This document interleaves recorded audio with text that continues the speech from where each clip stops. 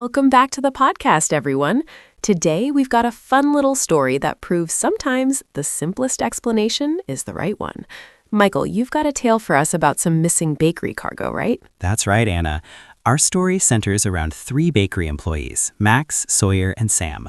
One busy morning, they discovered a crucial delivery of fresh pastries had vanished from its usual spot near the railway tracks. Oh no, missing pastries. That sounds like a disaster for a bakery, especially first thing in the morning.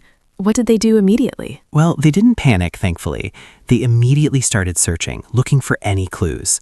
They knew the cargo was on a small cart meant for the train, so they began by inspecting the tracks themselves. Smart move.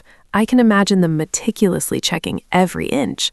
What kind of clues did they manage to find? They noticed some faint tracks leading off the main line, a few flour smudges on the ground, and even a faint whiff of fresh bread.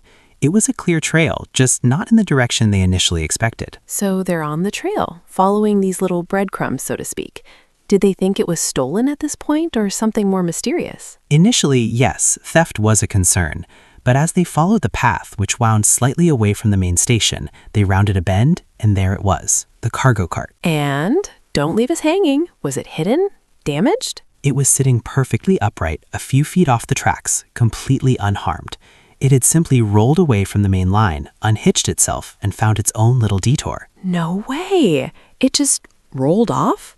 That's actually quite funny. All that detective work for a runaway cart. I bet they had a good laugh. They certainly did. No grand mystery, no theft, just a cart that wasn't properly secured and found its own path. They quickly pushed it back onto the tracks, thankfully with all the delicious goods intact. That's a relief. It really goes to show you. Sometimes we overthink things, don't we?